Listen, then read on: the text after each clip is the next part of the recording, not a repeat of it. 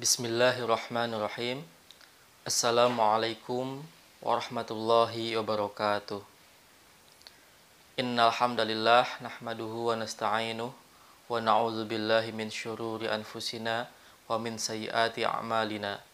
May yahdihillahu fala mudhillalah wa may yudlilhu fala hadiyalah.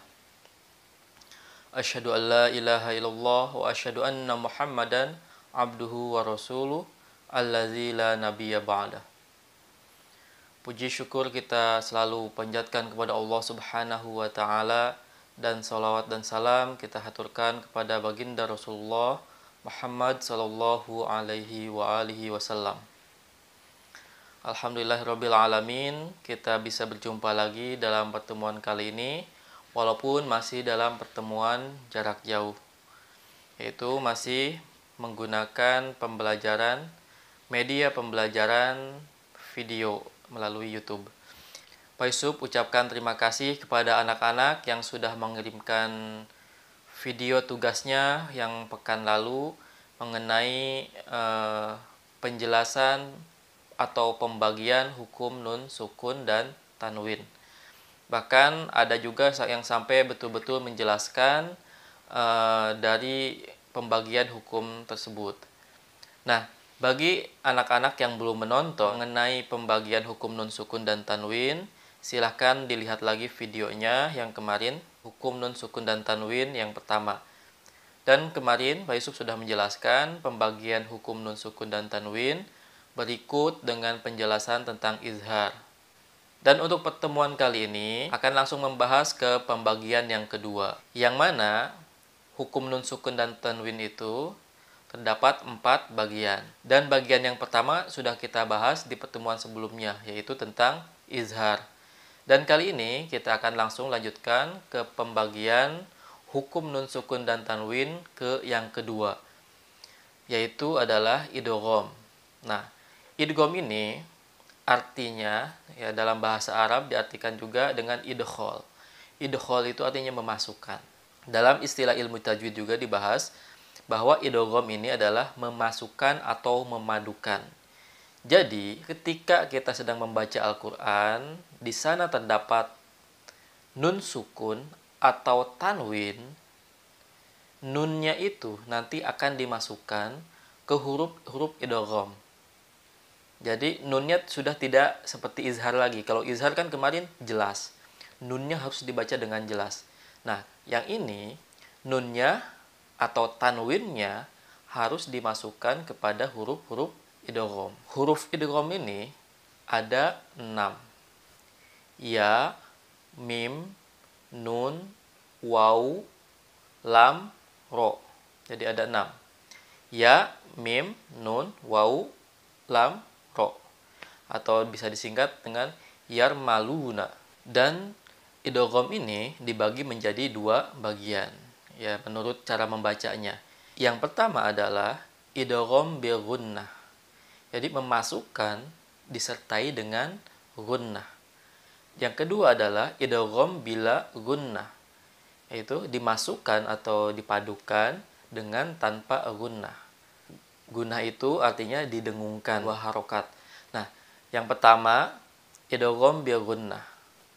Hurufnya ya, mim, nun, dan waw.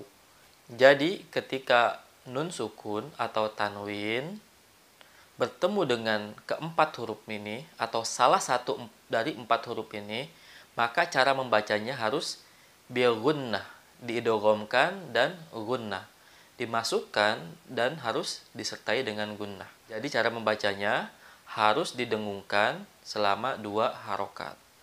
Baiklah, ini silahkan dilihat di samping. Ini beberapa contohnya. Ya, mim, nun, dan waw ya. Contoh yang ya. Kalau bertemu dengan tanwin, silahkan dilihat ya. Bisa juga dilihat di buku kalian, ada contohnya. Yang tanwin, masghobati yatima. Masghobati. Di situ terdapat kasrotain. Bertemu dengan huruf ya, maka harus diidghamkan dan digunakan. Masghobati yatima. Terus yang selanjutnya yang nun sukun. contoh yang nun sukun.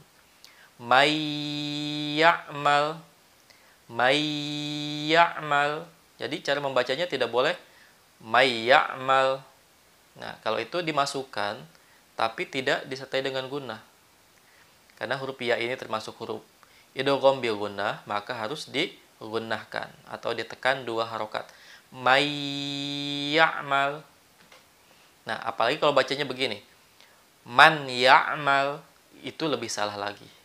Karena nunnya harus dibaca dengan dimasukkan. May, nunnya hilang, masuk ke huruf ya. May ya'mal. Oke, yang kedua bisa dilihat ada huruf nun. Yauma idzin na'imah. Yauma idzin na'imah.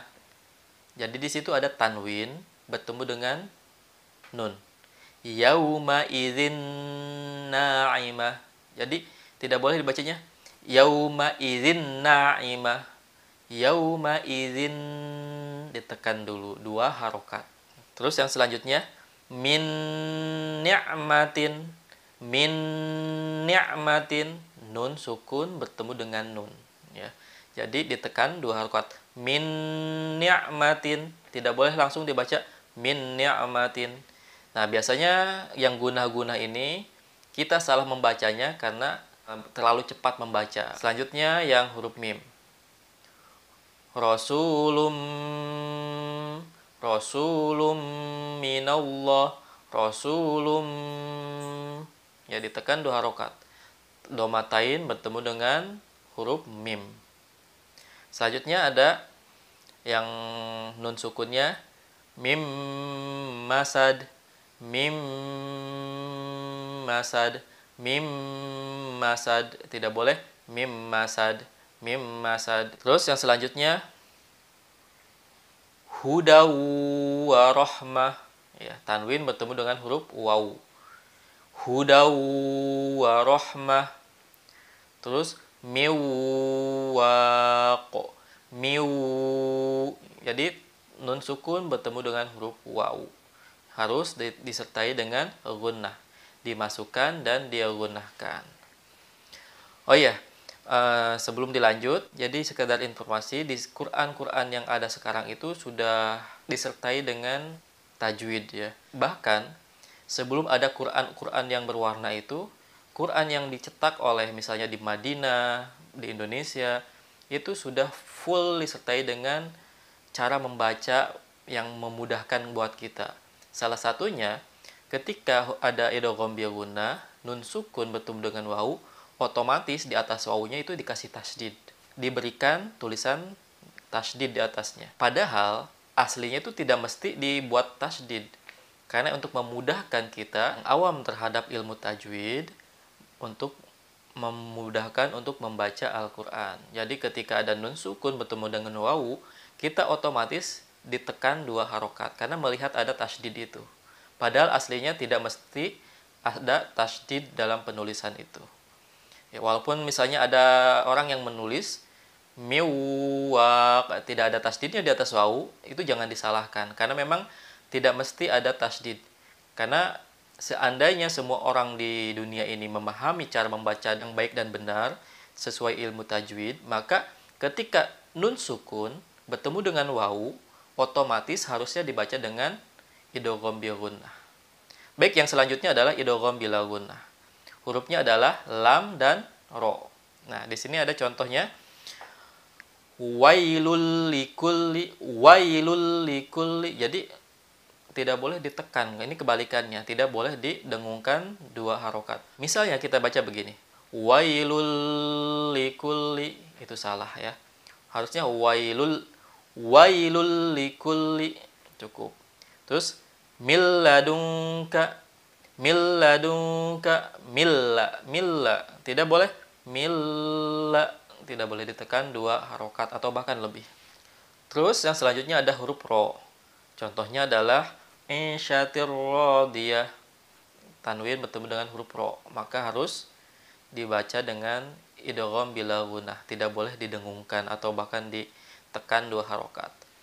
Ar-ra'ahu istaghna, nun sukun bertemu dengan ro. Ar-ra'ahu, ar-ra'ahu. Jadi tidak boleh ditekan 2 harokat.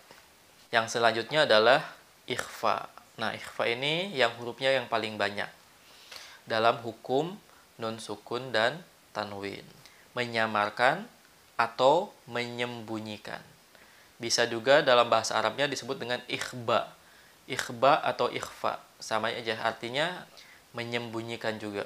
Jadi dalam ilmu tajwid, ikhfa ini artinya membaca nun sukun atau tanwin dengan cara disamarkan dan disertai dengan dengung. Harus ada ditekan 2 harokat. Ya, jadi tidak langsung dibacanya. Tidak seperti idgham bila gunnah tadi, tapi harus seperti idgham bil gunnah, harus ditekan 2 harokat. Tapi bedanya kalau ini disamarkan posisinya, bukan dimasukkan seperti huruf idgham. Nah, hurufnya ada 15. Kita sebutkan ya. Ta, sa, jim, dal, zal, zai, sin, shin, sod, dod, to, zo, fa, kof, kaf. Jadi hurufnya ada 15. Ini harus dihafalkan ya hurufnya ya. Supaya ketika sedang membaca Al-Quran, ketika bertemu dengan melihat nun sukun atau tanwin, bertemu dengan huruf-huruf ini, maka otomatis kita membaca dengan sesuai aturan ilmu tajwid, yaitu harus ikhfa, harus disamarkan. Nah, contoh-contohnya bisa dilihat di samping ya. Ini adalah contoh-contoh bacaan ikhfa. Nah, sambil dilihat, Pak Yusuf bacakan ya. Di sini ada contohnya, ni'matin tujza innama anta. Ya, jadi harus ditekan 2 harokat. Silahkan dibaca dan dilihat dan dipraktekkan. Caranya disamarkan membacanya. Misalnya anta. Jadi ketika di nun, kita membaca di nun, lidah kita atau mulut kita sudah siap-siap ke huruf ta. Nunnya itu tidak sempurna hilangnya, tetapi samar-samar aja. Tetapi samar-samar, tidak murni hilang seperti dimasukkan tadi ya. Tidak dihilangkan begitu ya. Tetap ada nunnya. Silakan dilihat. Yang selanjutnya adalah iklab. Iklab ini artinya mengubah, atau dalam bahasa Arabnya kan iklab itu asal katanya kolab, kolaba atau membalikan. Ya, dalam bacaan misalnya at-tahiyat kan ada juga ya muqallibal qulub, atau bacaan ya doa-doa ya. Ya muqallibal qulub, muqallib artinya membalik-balikan. Nah, ini juga sama. Iqlab artinya membalikan ya. Dan menurut istilah tajwid, artinya iqlab ini dalam ilmu tajwid merubah huruf nun sukun atau tanwin, mengubah suara nun sukun atau tanwin jika bertemu dengan huruf ba ya. Huruf ba itu huruf iqlab satu-satunya, diubah menjadi seperti mirip mim ya. Jadi merubah nun sukun atau tanwin menjadi seperti huruf mim, dan hurufnya cuma satu, yaitu ba. Kalau ditanya huruf iqlab, ba cukup ya. Yang agak repot ditanya huruf ikhfa, ada 15, sebutkan ya. Ta, sa, jim, dal, zal. Nah, itu harus hafal ya. Oke. Cara membacanya contohnya silakan dilihat di samping. Ada tulisannya ketika tanwin bertemu dengan ba. Helum ya. Ketika tanwin ketemu dengan ba. Jadi ketika helum suaranya mim. Helum bihadzal balad. Atau tanwin bertemu dengan ba. Mim buyutikum. Mim buyutikum. Cara membacanya diubah dari tanwin atau nun sukun menjadi seperti suara mim. Baiklah, mungkin sekian supaya tidak terlalu panjang juga durasinya.